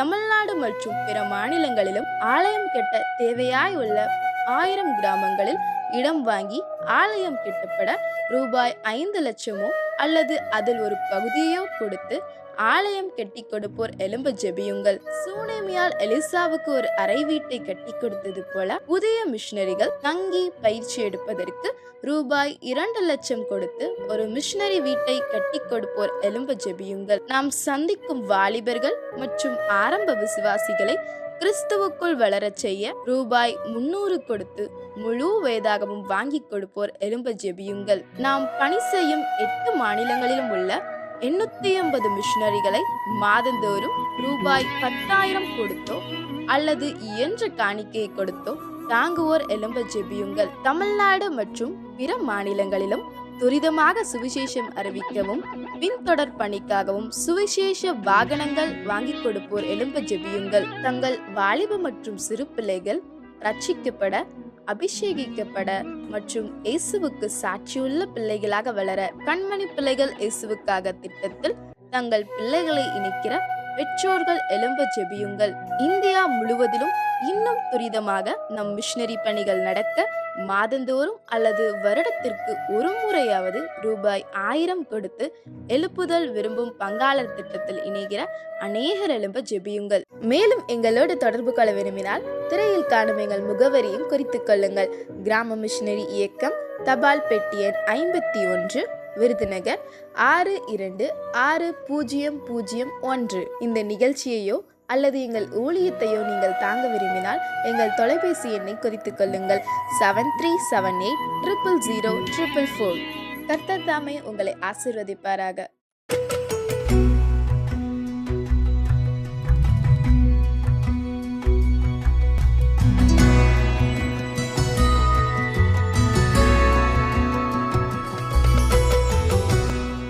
கர்த்தருடைய பரிசுத்த நாமத்துக்கு ஸ்தோத்திரம். என்னையும் ஆண்டவர் ஒரு சாட்சியா நிறுத்தின கிருபைக்காக நன்றி. எங்கள் குடும்பம் ஆண்டவர் அறியாத ஒரு குடும்பத்திலேருந்து நாங்கள் ஆண்டவர் அறிஞ்சுக்கிட்டவங்க. எங்கள் வீட்டில் மொத்தம் 5 பொம்பளை பிள்ளைங்க. அதில் நான் 4வது பொம்பளை பிள்ளை. நான் 8ஆம் கிளாஸ் படிக்கும் போதே எங்கள் குடும்பம்லாம் ஆண்டவரை ஏற்றுக்கிட்டோம். இப்படி நாங்கள் ஒவ்வொரு நாளும் நாங்கள் ஆலயத்துக்கு போய் தேவனுடைய வார்த்தையை நாங்கள் ஒவ்வொன்றா கற்றுக்கொண்டு ஆண்டவரை பின்தொடர ஆரம்பித்தோம். சபையில் நான் சேர்ந்து சண்டே கிளாஸ் ஊழியம் செஞ்சுட்டு இருந்தேன். ஒரு நாள் நான் ஜெபம் பண்ணிக்கிட்டு இருக்கும்போது ஆண்டவர் எனக்கு ஒரு தரிசனம் கொடுத்தாங்க. பெரிய செழிப்பான ஒரு இடத்த காமிச்சு, இந்த செழிப்பெல்லாம் நான் உனக்கு வச்சிருக்கிறேன்ப்பா, நீ எனக்கு ஒரு காரியம் செய்யணும் அப்படின்னு சொன்னாங்க. அப்போ என்ன ஏசப்பா நான் செய்யணும் அப்படின்னு சொன்னப்ப, என் ஆட்டுக்குட்டிகளே நீ மேய்ப்பாயாக அப்படின்னு சொல்லி ஆண்டவர் எனக்கு ஒரு கமெண்ட் கொடுத்தாங்க. அப்போ நான் அந்த வார்த்தையை கேட்டதும் சண்டே கிளாஸ் எடுக்க சொல்கிறாங்க ஏசப்பான்னு சொல்லிட்டு தொடர்ந்து எடுத்துக்கிட்டு இருந்தேன். எனக்கு திருமணம் ஆனதுக்கப்புறம் அப்போ சண்டே கிளாஸ் ஊழியம் தடைப்பட்டு போச்சு. ஜெபம் குறைவு ஏற்பட்டது. ஆனால் சர்ச்சுக்கு போவேன், பாட்டு பாடுவேன், எல்லாம் பண்ணுவேன். ஆனால் எனக்கும் ஏசப்பாவுக்கும் கொஞ்சம் கேப்பு அதிகமாகவே இருந்தது. அப்போ அந்த கேப்பை நான் எப்படி சரி செய்யணும்னு தெரில. நாட்கள் செல்ல செல்ல என்னுடைய வாழ்க்கையில் அதிகமான கஷ்டங்களை நான் அனுபவிக்கிறதா நேர்ந்தது. அந்த கஷ்டத்துலேயும் என்னுடைய கணவருக்கு ஒரு ஆக்சிடெண்ட் ஏற்பட்டு காலில் உள்ள மொட்டி எலும்பு கட்டாயி அவங்களுக்கு ஆப்ரேஷன் பண்ண வேண்டிய கட்டாயத்துக்கு வந்துட்டோம். ஆப்ரேஷன்லாம் பண்ணதுக்கப்புறம் அவங்களால சரியாக வேலைக்கு போக முடியல. என் குடும்பம் கஷ்டப்படுறத பார்த்துட்டு என்னால் தாங்க முடியாமல் இனிமேல் நான் வேலைக்கு போகிறேன் அப்படின்னு சொல்லிட்டு வேலைக்கு போக ஆரம்பித்தேன். வேலைக்கு போன இடத்துல என்னுடைய நல்லா வேலை பார்ப்பேன் ஆனால் சம்பளம் மட்டும் என் கை கிடைக்காது. சரி, நமக்கு ஒரு வேலை செட் ஆகலை, நம்ம ஏதாவது ஒரு பிஸ்னஸ் பண்ணியாவது நம்மளுடைய வாழ்க்கையில் செட்டில் ஆயிடலாம் அப்படின்னு நினச்சிட்டு தனிப்பட்ட முறையில் என்னோட முயற்சியெல்லாம் என்னென்ன பண்ணணுமோ அத்தனையும் பண்ணினேங்க. ஆனால் என் வாழ்க்கையில் நான் சந்தித்தது எல்லாமே வெறுமையும் ஒரே கஷ்டத்தையும் கண்ணீரையும் மட்டும்தான் நான் பார்த்தேன். எனக்கு 2 பிள்ளைங்க இருக்காங்க. 2 பிள்ளைகள் கூட ஒரு நல்ல சாப்பாடு கூட என்னால் போட முடியாத ஒரு சூழ்நிலையில் வந்தேன். அப்போ நான் தேவனோடு அழுது ஜெபம் பண்ணிக்கிட்டே இருந்தேன். ஒரு நாள் என் வீட்டில் நான் துணி மடிச்சுக்கிட்டு இருக்கும்போது கிறிஸ்டின் சேனலை டிவியில் போட்டு கேட்டுக்கிட்டே இருந்தேன், பாட்டு கேட்டுட்டு இருந்தேன். அப்போ இடையில ஒரு வசனம் மட்டும் போட்டாங்க. அப்போ நான் அந்த வசனம் வர்றதுக்கு முன்னாடி நான் துணி மடிச்சுக்கிட்டே நான் பேசுகிறேன். ஏசப்பா, எனக்கு உயிர் வாழ இஷ்டம் இல்லை, என்னையும் என் பிள்ளைகளையும் கூட நீங்கள் எப்படியாவது எடுத்துருங்க. இந்த பூமியில் நாங்கள் ரொம்ப கஷ்டப்படுறோம், கடன் வேறு அதிகமாகிடுச்சு, குடும்ப சூழ்நிலை அதிகம் கஷ்டமாயிருச்சு. அப்போ கடன் ஒரு பக்கம் நெருக்குது. அப்போ இந்த சூழ்நிலை என்ன செய்யணும் தெரியல, பேசாமல் நானும் என் பிள்ளைகளையும் நீங்கள் எடுத்துருங்க, இல்லாட்டா ஏதாவது பண்ணிக்கணும் அப்படிங்கிற மாதிரி தான் நான் பேசிக்கிட்டு இருந்தேன் ஏசப்பாட்ட. சொல்லி முடிச்சு 2 செகண்ட் கூட ஆகலை, டிவியில் ஒரு வசனம் வந்தது. நீ பண்ண வேண்டிய பிரயாணம் வெகு தூரம் சொல்லவுமே எனக்கு கூட கொஞ்சம் ஹார்ட் ஸ்பீடு அடிக்க ஆரம்பிச்சிச்சு. இந்த கஷ்டத்தோட இனிமேல் எனக்கு வெகு தூரம்லாம் என்னால் பிரயாணம் பண்ண முடியாது, இதுவே என்னால் தாங்கிக்க முடியலன்னு சொல்லி நான் ஏசப்பாட்ட அழுதேன். அது ஒரு நாள் வேலையெல்லாம் செஞ்சு முடிச்சுட்டு தூங்க போற நேரம் பார்த்து அப்ப ஆவியானவர் என்னோட பேசினார். என் மகளே, நான் எப்பவுமே ஒரு ரூம்ல ஜோம் பண்ணுவேன், நான் உன்னிடம் பேசணும்னு சொல்லி சொன்னாங்க. அப்ப நான், எசப்பா எனக்கு மன உளைச்சல் அதிகமா இருக்குது, கடன்காரங்களுடைய டார்ச்சல் அதிகமா இருக்குது, எனக்கு சரியான சாப்பாடு இல்லை, ரொம்ப சோர்வா இருக்கேன், என்னால இப்ப உங்ககிட்ட பேச முடியாதுன்னு சொன்னேன். அப்ப எசப்பா சொன்னாங்க, நீ ஒரு நிமிஷம் நீ வா, நான் உன்கிட்ட கொஞ்சம் பேசணும்னு சொல்லி சொன்னாங்க. அப்ப நான் போனேன். ஆவியானவர் என்னை அதிகமா நிரப்ப ஆரம்பித்தார். ஆவியானவர் என்னோட பேசினது, நீ பள்ளத்தாக்குல இருந்தாலும் நான் உன் கூட இருப்பேன்னு சொல்லி சொன்னாங்க. ரெண்டாவது, நீ எனக்காக ஜெனிப்பிக்கப்பட்டவள்னு சொல்லி சொன்னாங்க. மூணாவது, என் ஆடுகளை மேய்ப்பாயாக என்று சொல்லி அந்த சத்தத்தை நன்கு கேட்டேன். அந்த சத்தத்தை கேட்ட உடனே ஓன்னு அழுதேன். ஏசப்பா, உங்க ஊழியத்தை செய்ய சொல்றீங்க, இதோட என்கிட்ட பலமுறை பேசிட்டீங்க, ஆனா அதுக்கு நான் செவி கொடுக்காமையே போயிட்டேன். ஆனா இப்ப நீங்க திரும்பியும் சொல்றீங்க, ஆனா என்னுடைய சூழ்நிலையெல்லாம் சுத்தி பாருங்க, என்னால வெளியில வர முடியாதுன்னு சொல்லி சொன்னேன். அவர்கிட்ட ஜெபம் பண்ணி அவர் என்கிட்ட வார்த்தை பேசின கொஞ்ச நாட்களுக்குள்ளேயே எனக்கு வர வேண்டிய ஒரு பணம் இருந்துச்சு. அந்த பணம் என் குடும்பத்துக்கு வந்து சேர்ந்தது. எங்களுடைய கடனெல்லாம் என் தேவனாகிய கர்த்தர் அடைத்து விட்டார். ஹல்லேலூயா. இந்த ஊழியத்தை ஒருத்தவங்க சொன்னாங்க, சிறுவர் ஊழியம் செய்கிற ஒரு ஊழியம் இருக்கு, நீங்க அங்க போங்கன்னு சொல்லி சொன்னாங்க. நாங்க இந்த இடத்துக்கு வந்தோம். கர்த்தரா பார்த்து எங்களை இந்த இடத்துல ஒரு ஐக்கியத்துல சேர்த்து விட்டு ஊழியத்தை செய்ய கர்த்தர் எங்களுக்கு அனுக்கிரகம் செய்திருக்கிறாங்க. இதே போல நீங்களும் ஒவ்வொருத்தவங்க கஷ்டத்தோட இருக்கலாம், கண்ணீரோட இருக்கலாம், ஆண்டவரோட அழைப்பை ஏற்றுக்கொண்டவங்களா இருந்தும் அதை நீங்க செய்யாம கஷ்டத்தை அனுபவிச்சுக்கிட்டு இருக்கிற நீங்களா இருந்தாலும் சரி, நீங்க என்னை போல ஒரு ஊழியத்தை செய்வதற்கு முன் வாருங்க. இந்த ஊழியத்துல கூட இணைஞ்சு எங்களோட இணைந்து நீங்க ஊழியம் செய்ய வருவீர்கள் என்று நான் கேட்டுக்கொள்கிறேன்.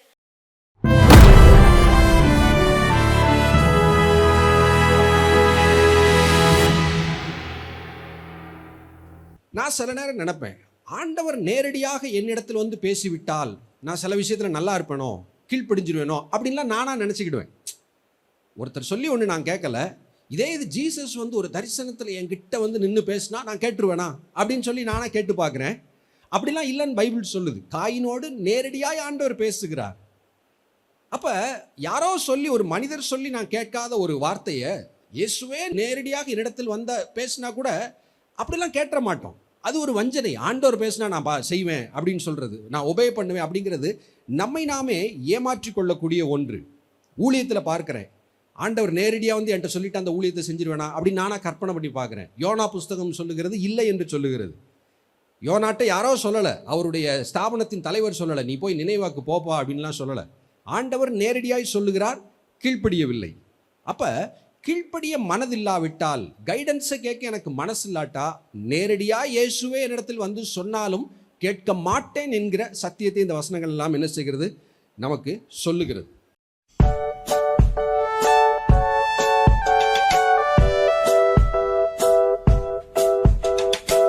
ஹலோ குட்டீஸ், எல்லாம் எப்படி இருக்கிறீங்க? ரொம்ப சந்தோஷமா இருக்கிறீங்களா? சரி, அண்ணன் இன்னைக்கு உங்களுக்கு ஒரு புது பாட்டு சொல்லி கொடுக்க போகிறேன். சொல்லி கொடுக்கலாமாண்ணா இன்னைக்கு? சரி, இந்த பாட்டை உங்கள் ஃப்ரெண்ட்ஸுக்கெல்லாம் சொல்லி கொடுக்கணும், சரியா? சரி, அண்ணன் ஃபஸ்ட்டு பாடுறேன், அண்ணன் கூட சேர்ந்து நீங்களும் பாடுங்க, சரியா? சரி. கூப்பிட்டாரு கூப்பிட்டாரு பேரை சொல்லி, ஓடிடுவேன் ஓடிடுவேன் உள்ளம் துள்ளி. கூப்பிட்டாரு கூப்பிட்டாரு பேரை சொல்லி, ஓடிடுவேன் ஓடிடுவேன் உள்ளம் துள்ளி. அப்பா என்ன அணைச்சாரு, அன்பா என்ன அணைச்சாரு, அப்பா என்ன அணைச்சாரு, அன்பா என்ன அணைச்சாரு, நானே நல்ல மேய்ப்பன் என்று அரவணைச்சாரு, நானே நல்ல மேய்ப்பன் என்று அரவணைச்சாரு. கூப்பிட்டாரு கூப்பிட்டாரு பேரை சொல்லி, ஓடிடுவேன் ஓடிடுவேன் உள்ளம் துள்ளி. கூப்பிட்டாரு கூப்பிட்டாரு பேரை சொல்லி, ஓடிடுவேன் ஓடிடுவேன் உள்ளம் துள்ளி. தோள் மீது சுமக்கும் நல்ல மேய்ப்பன், என் தேவையை கொடுக்கும் அன்பு மேய்ப்பன். தோள் மீது சுமக்கும் நல்ல மேய்ப்பன், என் தேவையை கொடுக்கும் அன்பு மேய்ப்பன். ஜீவன் தந்து மீட்டாரு சேதமின்றி காத்தாரு, ஜீவன் தந்து மீட்டாரு சேதமின்றி காத்தாரு, நானே நல்ல மேய்ப்பன் என்று அரவணைச்சாரு, நானே நல்ல மேய்ப்பன் என்று அரவணைச்சாரு. கூப்பிட்டாரு கூப்பிட்டாரு பேரை சொல்லி, ஓடிடுவேன் ஓடிடுவேன் உள்ளம் துள்ளி. சரி குட்டீஸ், இந்த பாட்டுக்கு இப்போ ஒரு ஆக்ஷன் பார்த்துடலாமா? அண்ணன் இப்போ பாடுறேன், இந்த அண்ணன் உங்களுக்காக ஆக்ஷன் செய்வாங்க. சரியா? இந்த ஆக்ஷனை பார்த்து நீங்களே எல்லாருக்கும் என்ன செய்யணும்? சொல்லி கொடுக்கணும். சரியா? கூப்பிட்டாரு கூப்பிட்டாரு பேரை சொல்லி, ஓடிடுவேன் ஓடிடுவேன் உள்ளம் துள்ளி. கூப்பிட்டாரு கூப்பிட்டாரு பேரை சொல்லி, ஓடிடுவேன் ஓடிடுவேன் உள்ளம் துள்ளி. அப்பா என்ன அணைச்சாரு, அன்பா என்ன அணைச்சாரு, அப்பா என்ன அணைச்சாரு, அன்பா என்ன அணைச்சாரு. நானே நல்ல மேய்ப்பன் என்று அரவணைச்சாரு, நானே நல்ல மேய்ப்பன் என்று அரவணைச்சாரு. கூப்பிட்டாரு கூப்பிட்டாரு பேர் சொல்லி, ஓடிடுவேன் ஓடிடுவேன் உள்ளம் துள்ளி. கூப்பிட்டாரு கூப்பிட்டாரு பேரை சொல்லி, ஓடிடுவேன் ஓடிடுவேன் உள்ளம் துள்ளி. தோள் மீது சுமக்கும் நல்ல மேய்ப்பன், என் தேவையை கொடுக்கும் அன்பு மேய்ப்பன். தோள் மீது சுமக்கும் நல்ல மேய்ப்பன், என் தேவையை கொடுக்கும் அன்பு மேய்ப்பன். ஜீவன் தந்து மீட்டாரு, சேதமின்றி காத்தாரு, ஜீவன் தந்து மீட்டாரு, சேதமின்றி காத்தாரு. நானே நல்ல மேய்ப்பன் என்று அரவணைச்சாரு, நானே நல்ல மேய்ப்பன் என்று அரவணைச்சாரு. கூப்பிட்டாரு கூப்பிட்டாரு பேரை சொல்லி, ஓடிடுவேன் ஓடிடுவேன் உள்ளம் துள்ளி. கூப்பிட்டாரு கூப்பிட்டாரு பேரை சொல்லி, ஓடிடுவேன் ஓடிடுவேன் உள்ளம் துள்ளி. என்ன குட்டீஸ், ஆக்ஷன் நல்லா இருந்துச்சா? நீங்களும் என்ன செய்யணும்? சேர்ந்து செய்யணும். சரியா? ஓகே, பாய்.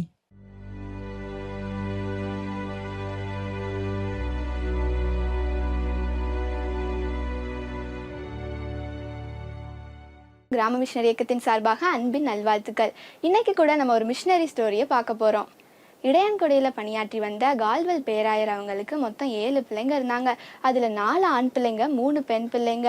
அந்த 7 பிள்ளைங்களும் தேவனை அறிகிற அறிவில் ரொம்ப வளர்றதுக்கு ஏசப்பா உதவி செஞ்சாங்க. அதுக்கு அவங்க பெற்றோர்கள் ரொம்ப உறுதுணையாக இருந்தாங்க. அதனால் அவங்க சுற்றி உள்ள மக்கள் நல்லா அவங்களோட ஏழ்மை, அவங்களோட தேவைகளை அறிந்து நல்லா செயல்பட்டாங்க. அதில் மூத்த மகளான இசபெல்லா ஒயிட்டை பற்றி தான் நம்ம இன்னைக்கு பார்க்க போகிறோம். இசபெல்லா 10 வயதாக இருக்கும்போது அவங்க குடும்பமாக இங்கிலாந்துக்கு போயிருந்தாங்க. அங்கே ஒரு பெரிய மீட்டிங் நடைபெற்றுச்சு. அந்த மீட்டிங்ல ரொம்ப கூட்டமா இருந்தனால இசபெல்லா அவங்க அம்மா அப்பாவை விட்டு தூரம் போயிட்டாங்க. அவங்க தொலைஞ்சு போனதுனால எல்லாரும் அவங்கள தேடினாங்க. நிறைய போலீஸ் எல்லாரும் அவங்கள ரொம்ப தேடிட்டு இருந்தாங்க. அப்பதான் ஒரு போலீஸ் அங்க தூரமா நிக்கிற அந்த சிறுமியை பார்த்து, நீ யாரு, உன் ஊர் என்ன, உங்க அம்மா அப்பா எங்க, நீ ஏன் தனியா நிக்கன்னு கேட்டப்போ, என் பேர் இசபெல்லா, நான் இடையன்குடியில இருந்து வந்திருக்கேன்னு சொன்னாங்க. ஆனா அந்த நாட்டு மக்களுக்கு இடையன்குடினா என்னன்னே தெரியல. திடீர்னு ரொம்ப கூட்டம் அதிகமாயிருச்சு. எப்படியோ அந்த போலீஸ் அவங்க அம்மா அப்பாவை கண்டுபிடிச்சு இசபெல்லா அவங்க அம்மா அப்பா கிட்ட போய் சேர்த்துட்டாங்க. அப்பதான் கால்வெல் பேராயர் சொன்னாங்க, இடையன்குடி இந்தியாவில் உள்ள ஒரு இடம் அப்படின்னு சொன்ன அதை கேட்ட எல்லாருக்கும் ஒரே ஆச்சரியம். இதன் மூலம் இசபெல்லா இந்தியர்கள் மேல வச்சிருந்த அன்பு, இடையன்குடி மேல அவங்க பற்றி எல்லாத்தையும் நம்மளால புரிந்து கொள்ள முடியுது. இசபெல்லா அவங்க அம்மா நடத்திட்டு வந்த போர்ட்டிங் பள்ளிக்கு ரொம்ப உதவியாக இருந்தாங்க. அவங்க பள்ளி எல்லாத்தையும் இங்கிலாண்டில் முடிச்சுட்டு வந்த நாள்ல இருந்து அந்த பள்ளிக்கு தேவையான எல்லா உதவியும் செஞ்சு அவங்களுக்கு ரொம்ப உறுதுணையாக இருந்தாங்க. அந்த வேலையில தான் அவங்க அம்மா படுற எல்லா பொருளாதார கஷ்டத்தையும் பார்த்து இவங்களுக்கு எப்படியாவது நம்ம உதவி செய்யணுமேனு ஒரு ஏக்கம். அதனால இசபெல்லாவும் அவங்களோட சகோதரியான மார்த்தா லூயிஸாவும் அவங்க இங்கிலாண்டில் உள்ள எல்லா ஃப்ரெண்ட்ஸுக்கும் லெட்டர் எழுதினாங்க. அந்த லெட்டரில் அங்கே உள்ள ஸ்டூடெண்ட்ஸ் எப்படி கிறிஸ்துவுக்குள்ளே வழி நடத்துகிறாங்க, அங்கே உள்ள பொருளாதார தேவையை பற்றி எல்லாம் குறிப்பிட்டிருந்தாங்க. இதை கேட்ட ஒரு பாஸ்டர் இங்கிலாந்துல இருந்து 100 பவுண்ட், அதாவது அன்றைய மதிப்புபடி 1060 ரூபாய் அனுப்புனாங்க. இதன் மூலம் அந்த பள்ளிக்கு தேவையான எல்லா தேவையும் சந்திக்கப்பட்டுச்சு. இப்படி இசபெல்லா அவங்களால முடிஞ்ச எல்லா வகையிலையும் அந்த பள்ளிக்கு தேவையான உதவியை செஞ்சாங்க. இசபெல்லா கால்வெலுக்கும் நாகர்கோவிலில் தேவ பணியை செஞ்சுட்டு வந்த ஒயிட் ஐயருக்கும் தேவ சித்தத்தின்படி திருமணம் நடந்தது. அவங்களுக்கு திருமணத்திற்கு பிறகு 6 பிள்ளைங்க பிறந்தாங்க. அந்த 6 பிள்ளைங்களையும் அவங்க ஊழியத்தில் நடத்தினாங்க. அவங்க திருச்சியில் புத்தூர் பகுதியில் ஊழியம் செஞ்சுட்டு வந்தாங்க. அப்போ அந்த திருச்சியில் ஒரு பெண்கள் பள்ளி ஒன்று ஆரம்பித்தாங்க. அந்த பெண்கள் பள்ளிக்கு பிறகு அங்கே ஆசிரியர் பற்றாக்குறையினால அங்கே மூடி இருந்த எல்லா ஆசிரியர் பயிற்சி மையத்தையும் ஓப்பன் பண்ணாங்க. அங்கே ரொம்ப கம்மியான ஸ்டூடெண்ட்ஸ் தான் இருந்தாங்க. வெறும் 15 ஸ்டூடெண்ட்ஸ் தான் இருந்தாங்க. அடுத்து எப்படியோ அங்கே 36 ஸ்டூடெண்ட்ஸ் சேர்ந்தாங்க. அங்கே ஆசிரியர் பணிக்கு தன்னார்வமாக வந்து எல்லாரையும் கூட்டிட்டு வந்து அவங்களுக்கு பயிற்சி அளித்து ஆசிரியராக பணியாற்ற உதவி செஞ்சாங்க. இதனை அடுத்து இன்னும் சில ஆண்டுகள்லேயே ஆண்கள் போர்ட்டிங் பள்ளியும் உருவாக்குனாங்க. இந்த பள்ளி தான் இப்போ பிஷப் ஹீபர் பள்ளியாக உயர்ந்திருக்குது. நவம்பர் 1ஆம் தேதி சகல பரிசுத்தவான்களின் ஆலயத்தை இசபெல்லா அம்மா வந்து நிறுவினாங்க. அதுக்கு அஸ்திபாரம் போட்டு அதுக்கான ஆராதனையை ஒயிட் ஐயர் நடத்தினாங்க. இது 4 வருஷமா இதுக்காக ரொம்ப கஷ்டப்பட்டு அவங்க நிறையா பேர்கிட்ட டொனேஷன் வாங்கி இதை எப்படியோ கெட்டி முடிச்சிட்டாங்க. இதை கெட்டி முடிச்சதும் அதுக்காக ஜெல்லுங்கிற ஒரு ஐயர் தான் இதை ரெஜிஸ்டர் பண்ணாங்க. இப்படி அவங்க ஊழியம் செஞ்சுட்டு இருக்கும்போது ஒரு சகோதரியை அவங்க மீட் பண்ணாங்க. அப்பா அவங்க ரொம்ப பாரத்தோடு எனக்கு திருமணம் ஆகி 17 வருஷமா குழந்தை இல்லை அப்படின்னு ரொம்ப கஷ்டத்தோடு அவங்ககிட்ட சொன்னாங்க. இதை கேட்ட இசபெல்லா, எனக்கு குறைய தீர்க்கிற வரம்லாம் இல்லைங்க, ஆனால் நம்ம கூட ஏசப்பா இருக்காங்க, நம்ம ப்ரேயர் பண்ணுவோம், கண்டிப்பாக ஏசப்பா ஒரு அற்புதத்தை கட்டளையிடுவாங்கன்னு விசுவாசத்தோட ஜெபிச்சு அவங்ககிட்ட இருந்த சத்து மாத்திரை உணவு எல்லாத்தையும் ஆசீர்வதிச்சு ப்ரேயர் பண்ணி அந்த சகோதரிகிட்ட கொடுத்தாங்க. அவங்க சில மாதத்திலேயே அவங்க ஒரு நல்ல ஒரு ஆண் மகனை பெற்றெடுத்து அங்கே உள்ள ஊரில் உள்ள எல்லாருக்கும் சாட்சி சொன்னாங்க. நான் அவங்க ப்ரேயர் பண்ணோம், ஏசப்பா எங்கள் ஜெபத்தை கேட்டு எங்களுக்கு ஒரு நல்ல ஆண்மகனை கொடுத்துருக்காங்கன்னு சொல்லி அவங்க ரொம்ப சாட்சியாக வாழ்ந்தாங்க.